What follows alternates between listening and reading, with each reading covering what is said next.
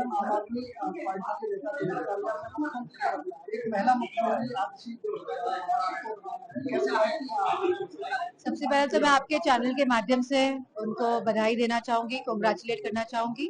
और वो एक युवा है, महिला है, और मैं समझती हूँ पढ़ी लिखी हैं, और मुझे पूरी उम्मीद है कि वो बहुत अच्छा काम करेगी। बड़ा विवाद चल रहा है, लड्डू कंट्रोवर्सी चल रही है, उनको लेकर के चंद्रबाबू बालाजी ने कैसे देखिए आप उनको लेकर के और इस तरीके की चीजें। मैं समझती हूँ कि कहीं ना कहीं ये जो फूड अडल्ट्रेशन डिपार्टमेंट है, इसकी नाकामी रही है कि ये लोग भाप नहीं पाए हैं, और लगातार इस तरह का अडल्ट्रेशन जो आम लोगों के खाने में भी बहुत भारी मात्रा में हो रहा है, जिसके बारे में कोई संज्ञान नहीं लिया जा रहा है।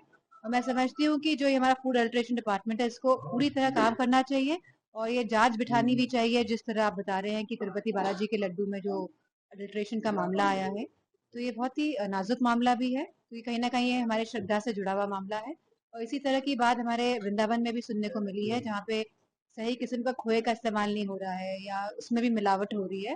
तो मैं समझती हूँ कि अब इस डिपार्टमेंट को कुछ काम करना चाहिए, क्योंकि सरकार भारतीय जनता पार्टी है की है, तो इनको पूरी जिम्मेदारी के साथ इस पे काम करवाना चाहिए। मंदिर परिसर में बिकने वाले प्रसाद के लड्डू की अब जांच शुरू होगी, सभी मंदिर में जांच होगी। नहीं, होनी चाहिए, मंदिर के लड्डुओं की भी जांच होनी चाहिए, आम इंसान के खाने की भी जांच होनी चाहिए कि किस तरह मिलावटी खाना जन जन तक पहुंचाया जा रहा है, किस तरह तेल में मिलावट है, अनाज में मिलावट है, कहीं ना कहीं जिसकी वजह से आज गंभीर बीमारियों से लोग त्रस्त है। तो कहीं ना कहीं फूड अडल्ट्रेशन बहुत बड़ी भूमिका में है। सुप्रीम कोर्ट ने कैसे देखते हैं?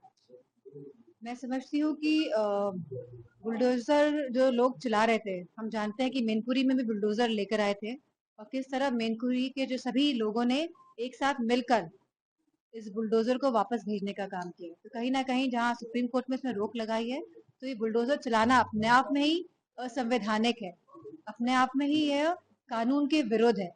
तो ये एक अच्छा कदम मैं मानती सीएम योगी का एक और बयान आ गया हूँ।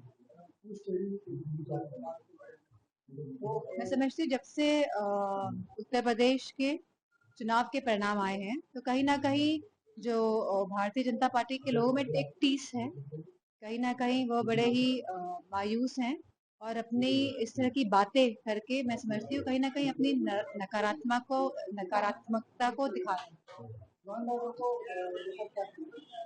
हम देख रहे हैं कि क्या हाल है पुलिस का, कहीं पुलिस पे चाकू चल रहे हैं, कहीं पुलिस गोली चला रही है, कहीं पुलिस भ्रष्टाचार के मामलों में फंसी हुई है। तो लगातार उत्तर प्रदेश की पुलिस और जिस तरह लोगों को न्याय नहीं मिल पा रहा है, तो मैं समझती हूँ लॉ एंड ऑर्डर पूरी तरह से प्रदेश में बुरी हालत में है।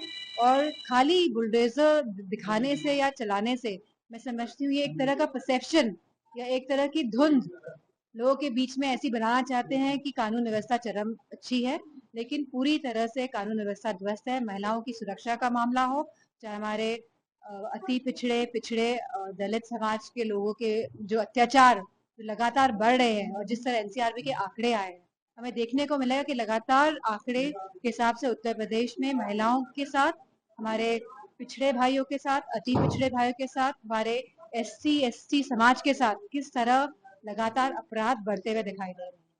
उपचुनाव है 10 सीटों करेल पर भी होगा, आप आपके संसदीय क्षेत्र तो कैसे देख रहे हैं या भारतीय जनता पार्टी की ताकत?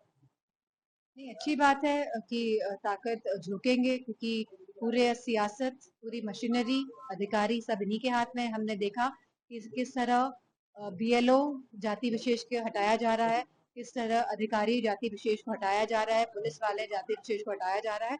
तो इनकी ये मानसिकता को दर्शाता है कि किस तरह ये जाति विरोधी के लोग हैं, किस तरह ये पिछड़ा विरोधी है, किस तरह ये अल्पसंख्यक विरोधी है, किस तरह ये दलित विरोधी लोग हैं। और जिस तरह के परिणाम अब देखेंगे, क्योंकि लोग ऐसा नहीं समझ नहीं रहे हैं, और सब समझ गए हैं, सब जान गए हैं, और लगातार समाजवादी पार्टी और भारतीय जनता पार्टी के जो विचार है उसके विरुद्ध हमेशा खड़ी रही है, और मजबूती के साथ खड़ी रहेगी, जो इनकी सांप्रदायिक राजनीति है इसके विरुद्ध। करेल उपचुनाव का कैसे करना है?